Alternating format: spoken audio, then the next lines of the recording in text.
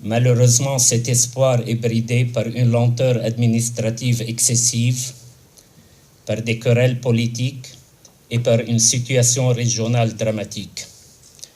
Ce contexte n'a pas permis de réaliser des avancées à la hauteur de l'enjeu. Pour nous éclairer à ce sujet et répondre à nos interrogations et nos craintes, la Chambre de commerce franco-libanaise est heureuse de recevoir M. Nicolas Sarkis, grand expert en la matière et conseiller de plusieurs États pétroliers. Je laisse donc la parole à M. Sarkis. Merci bien, cher ami. Monsieur le Président, Excellences, Mesdames et Messieurs, pour moi, c'est réellement un grand plaisir, un grand honneur d'être avec vous aujourd'hui pour parler d'un grand sujet d'actualité, un sujet d'un intérêt capital, non seulement pour le Liban, puisque nous sommes invités à l'initiative, très bonne initiative de la Chambre de commerce franco-libanaise pour être ici. Évidemment, le Liban, les Libanais sont les premiers concernés. Et la France aussi est directement et très largement concernée. On verra tout à l'heure les raisons à cela. Pour commencer, je commence là où M. Abou Chahine a fini, pour dire que, effectivement, après avoir suscité beaucoup d'intérêt, je dirais même une certaine euphorie au Liban, il y a peu d'années, jusqu'à 2012-2013, cette question de perspective, donc de possibilité de découverte de pétrole et de gaz au Liban, surtout dans ce qu'on appelle l'offshore, et aussi ma terre. Donc cet enthousiasme et cette euphorie se sont petit à petit un peu estompés. Il y a eu plusieurs raisons à cela qui font qu'aujourd'hui, on se trouve un peu dans une situation un peu, je dirais, de surplace. Les mesures qui devaient être prises, finalement, ne bougent pas beaucoup depuis 2-3 ans. Ça ne bouge pas, on fait du surplace. Et on se demande, nous nous demandons tous pourquoi. Comment se fait-il qu'après avoir beaucoup parlé de cette question de pétrole et de gaz au Liban, après avoir, comme disait M. Abou Chahine, vu que cet intérêt suscité aussi bien par les relevés sismiques réalisés surtout en mer, après les découvertes effectivement réalisées dans des pays voisins comme Israël, Gaza, on oublie que l'un des premiers pays, première région au monde où on trouvait le pétrole, c'était au large de Gaza, c'était à peu près en même temps qu'en Israël. Et puis à Chypre, comment se fait-il qu'au Liban, on ne fait plus rien ou presque? Je crois qu'il y a à cela plusieurs raisons qu'on peut mettre en deux catégories. Il y a cette raison qu'on peut considérer d'ordre un peu externe au Liban. D'autres, au contraire, sont internes. Les raisons externes sont essentiellement le retournement brutal du marché mondial du pétrole et du gaz il y a exactement 2 ans, donc à la mi-2014.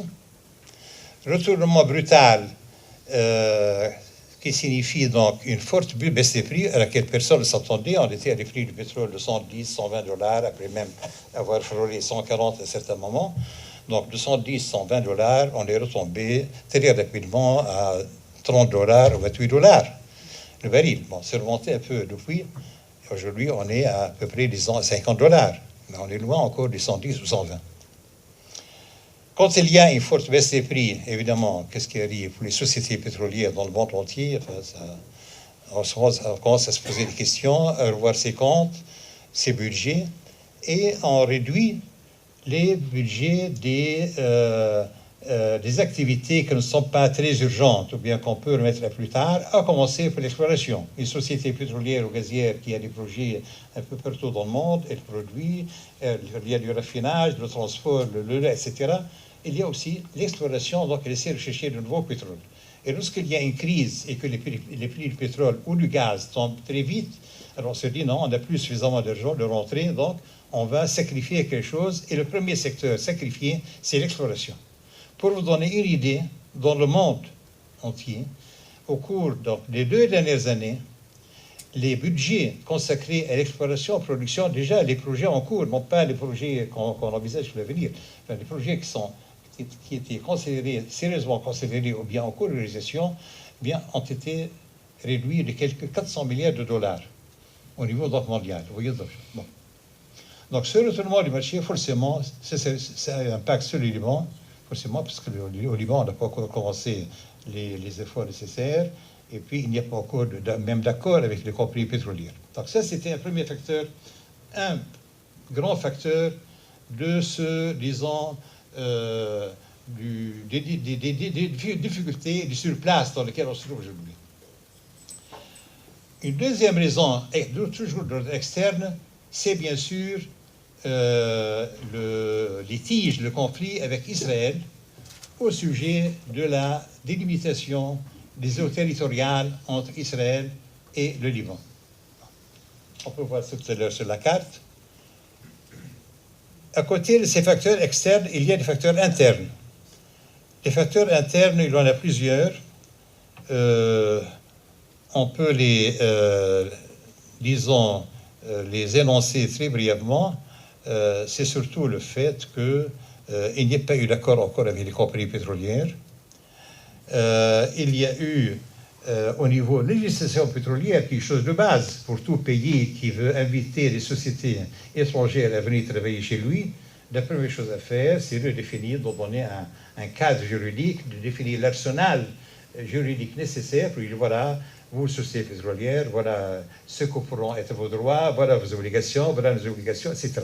C'est surtout le régime, disons, d'exploitation, essentiellement. Ça, c'est la pièce maîtresse. À côté du reste institutionnel, quelles sont les institutions chez nous qui vont s'occuper de ça, quel est l'organisme de régulation, quel est le rôle du Parlement, etc.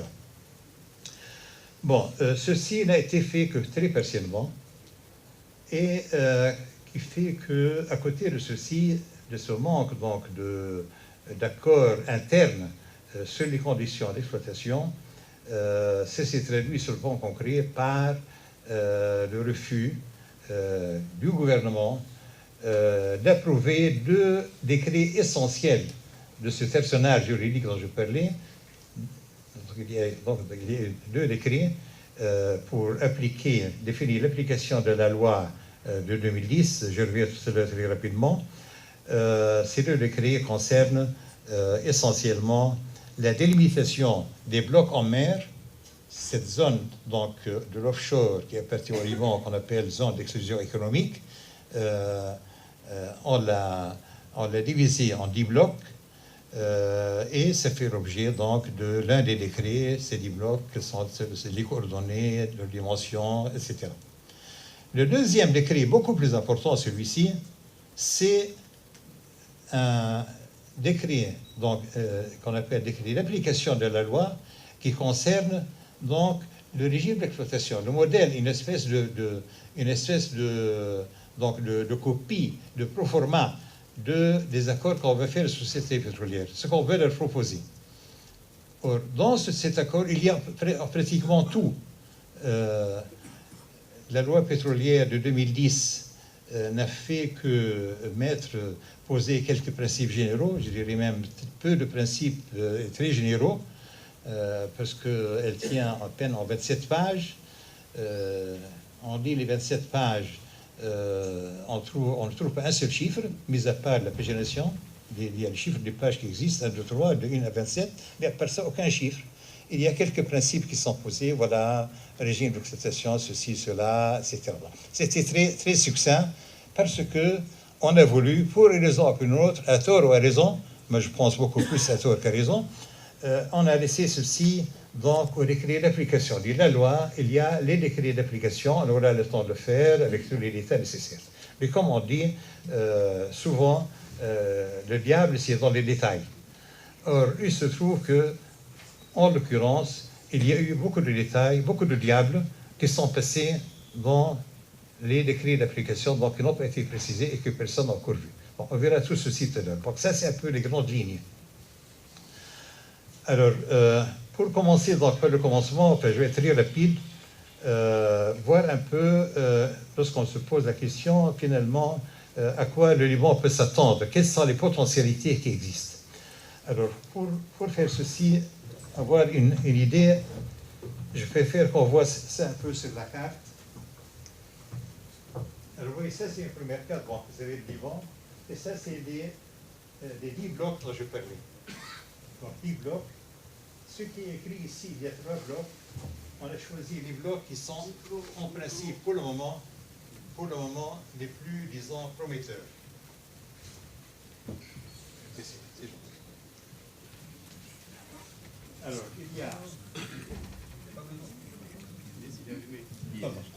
il y a ici un bloc au nord dans lequel il y a du gaz et du pétrole, les deux. Il y a un bloc ici aussi, dans lequel il y a du pétrole et du gaz. Et il y a en bas un bloc là où on suppose qu'il y a plus de pétrole et de gaz, beaucoup plus que les autres. Cela ne veut pas dire qu'il n'y a pas ailleurs. Il y a ailleurs, mais moins qu'ici. Ça, c'est un peu été choisi pour montrer un peu l'essentiel. Alors, sur cette carte, vous voyez déjà ici cette espèce de triangle. Ça c'est la partie en mer qui fait maintenant l'objet d'un litige entre Israël et le Liban pour les frontières. Pour les Libanais, les frontières, c'est ici. Pour les Israéliens, c'est ici. Pourquoi? On va voir sur la carte peut-être qui suit. Il y a une deuxième carte. La voilà. Ah, très bien, voilà. Alors ça, on voit mieux ici. Ça, vous voyez, c'est le... D'après le Liban, la frontière du Liban avec Israël, ça s'arrête là. Pour Israël, la frontière va là. Donc ici, jusqu'ici, il y a 17 km et quelques. C'est un peu ce triangle. La base de ce triangle, 7 km, avec le sommet du triangle, donc à terre. Alors le total, ça fait une superficie d'environ 850-855 km². Alors, il y a un litige qui existe. Très brièvement, d'où vient le litige? Ça vient tout simplement qu'en 2007, quand le Liban a voulu commencer à voir... Quand le Liban a voulu voir un peu commencer à négocier avec les sociétés, pour négocier, il faut bien qu'il y ait des limites dans ces frontières maritimes et définir les limites des zones d'exclusion économique pour chacun des pays concernés. C'est-à-dire, pour le Liban, c'est concerné. Il y a la Syrie au nord, c'est encore plus fait. Il y a Chypre au nord, c'est fait en 2007. Et il y a Israël.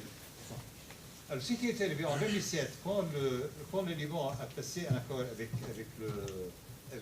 Chypre, passé l'accord avec Chypre, il y a eu une espèce de confusion quelconque, de manque de vigilance, disons, entre guillemets, du côté de la délégation libanaise. Et puis cette ligne qui va donc de Ras Naoura au point en mer ici, qui définit l'ordre du triangle, eh bien, il y a une erreur. Au lieu de faire la ligne comme ça, on l'a fait comme ça. Alors, ce qui fait qu'il y a une bonne partie qui n'a pas été incluse dans la zone d'exclusion économique libanaise. C'était en 2007. Peu de temps après, les Libanais se sont rendus compte de son manque de vigilance, de cette erreur qui a été commise. Ils se sont dépêchés d'aller vérifier, etc., réunir tous les documents nécessaires. Ils ont été voir les Nations Unies, parce que tout ça s'est enregistré dans les Nations Unies. Enregistré, ils ont dit, voilà, attention, il y a eu quelque part un cafouillage quelconque, on est désolé, mais voilà les documents officiels. Ils ont présenté de très bons arguments, de très bons documents, mais malheureusement, c'était présenté après qu'ils aient signé avec Chypre. Ils ont présenté le document en 2010. 2011 arrive Israël, qui lui aussi devait faire un accord avec Chypre. Chypre, la délimitation de cette ligne, donc avec les Chypriotes. Alors ils ont dit, bon, voilà les Libanais, la carte, ce qu'on a signé avec eux, les Israéliens, c'est très bien, donc on le prend tel quel, on ne discute pas, évidemment.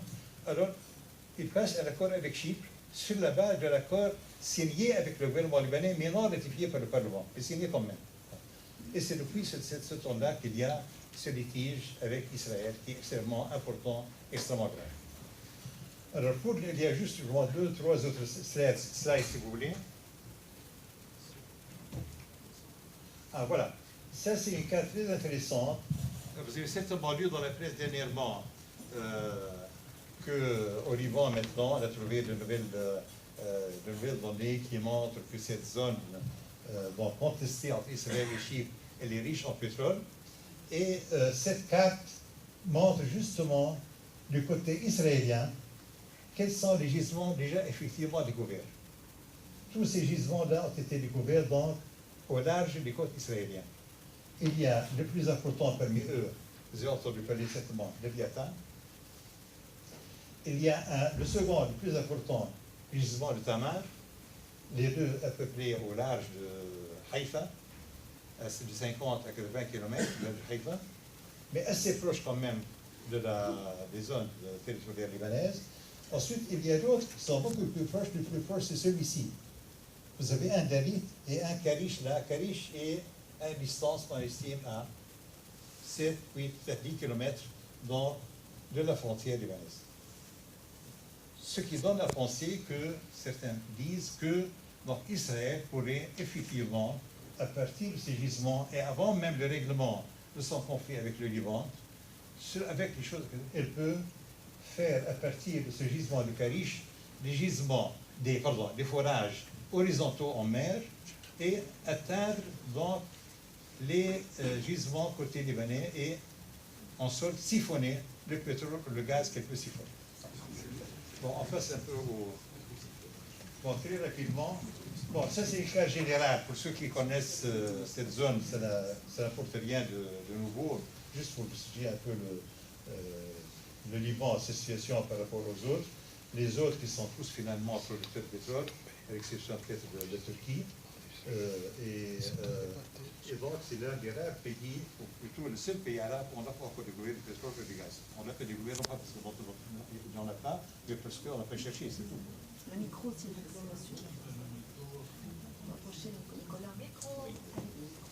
Bon, ça c'est une chose un peu plus large comme carte, ça c'est tout pour vous montrer. Ça c'est le bassin qu'on appelle le bassin du Levant.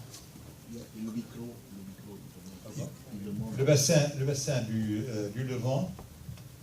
Le bassin du Levant, là où justement on trouve c'est là qu'il y a donc ces potentialités, donc le pétrole et le gaz.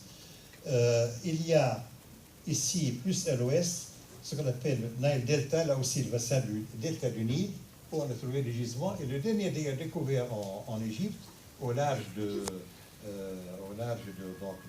Delta du Nil, un gisement très important, le plus important découvert jusqu'ici, dans cette zone de Méditerranée orientale, qu'on appelle Zohr. Ça a été découvert il y a peut-être un an et quelques. Et donc, il ne fait que confirmer finalement que c'est une zone assez vaste, plus vaste qu'on le pensait, où il y a du pétrole et du gaz. Bon, je m'arrête ici pour cette question de carte, ça donne déjà une idée assez vite. Je voulais juste montrer la dernière chose. Bon, ici, c'est un peu les relevés sismiques.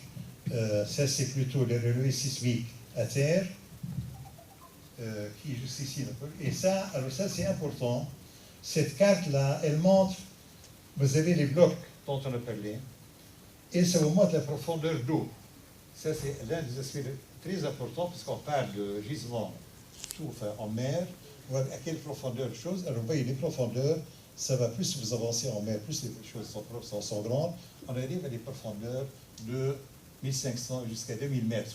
Des gisements comme Léviathan ou Tamar en Israël, c'était découvert des gisements entre 1600 et 1800 mètres. 1800 mètres, c'est déjà beaucoup. C'est important à souligner parce que rares sont les sociétés qui peuvent opérer à cette profondeur d'eau. Il y a dans le monde peut-être une quinzaine de sociétés, pas plus, de grandes sociétés internationales qui sont capables d'aller forer à des profondeurs d'eau, j'entends, de 1500 à 2000 mètres.